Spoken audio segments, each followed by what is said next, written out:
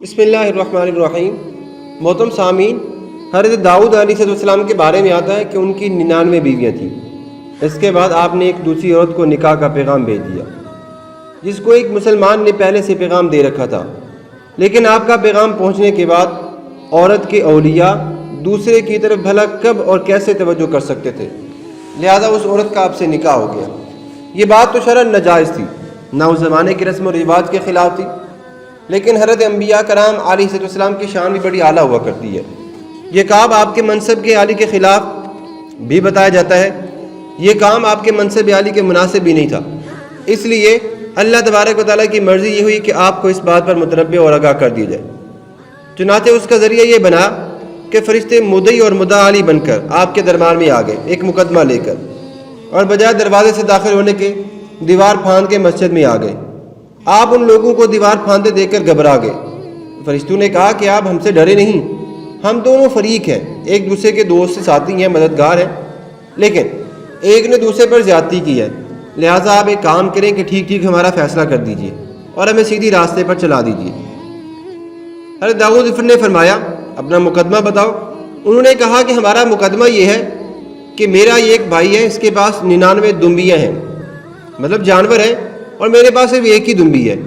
اب یہ کہتا ہے کہ تو اپنی ایک دمبی بھی میرے حوالے کر دے، اور اس بات کے لیے مجھ پر دباؤ بھی ڈالتا ہے۔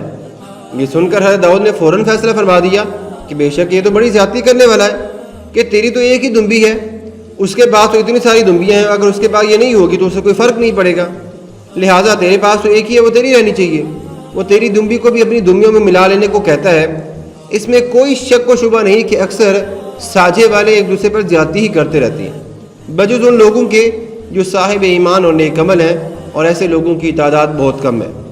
مقدمے کا فیصلہ کر کے حضرت داؤد علیہ السلام نے سوچا کہ آخر یہ ماجرا کیا تھا۔ پھر انہوں نے سمجھ لیا کہ اس مقدمے کی پیشی در حقیقت میرا امتحان تھا، چنانچہ فوراً ہی آپ سجدے میں گر پڑے اور خدا تعالیٰ سے معافی مانگنے لگے، تو اللہ تبارک و تعالیٰ نے آپ کو معاف فرما دیا۔ قرآن مجید میں اللہ نے فرمایا فَغَفَرْنَا لَهُ ذَلِكَ وَإِنَّ لَهُ عِندَنَا لَزُلْفَىٰ وَحُسْنَ مَآبٍ يَا دَاوُودُ إِنَّا جَعَلْنَاكَ خَلِيفَةً فِي الْأَرْضِ فَاحْكُم بَيْنَ النَّاسِ بِالْحَقِّ وَلَا تَتَّبِعِ الْهَوَىٰ فَيُضِلَّكَ عَن سَبِيلِ اللَّهِ۔ سورہ صاد رکوع نمبر 2 پارہ نمبر 23۔ ترجمہ: اور ہم نے حضرت داؤد کو معاف فرما دیا، اور بے شک ان کے لیے ہماری بارگاہ میں ضرور اچھا قرب اور ٹھکانہ ہے۔ اے داؤد، بے شک ہم نے تمہیں زمین میں نائب بنایا ہے، تو لوگوں میں آپ ٹھیک فیصلہ کیجئے اور خواہش کی پیروی نہ کیجئے، ورنہ وہ آپ کو اپنی راہ سے بھٹکا دے گی۔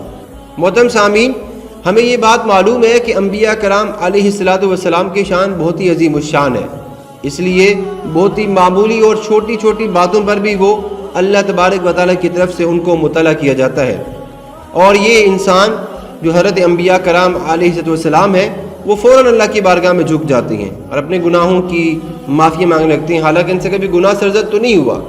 جیسا کہ ایک مثل مشہور بتائی جاتی ہے، حسنات الابرار حسنات الابرار سیئات المقربین، یعنی نیک لوگوں کی نیکیاں مقربین کے لیے خطاؤں کا درجہ رکھتی ہیں، کیوں نہ ہو کہ جن کے رتبے میں سوا ان کو سوا مشکل ہے۔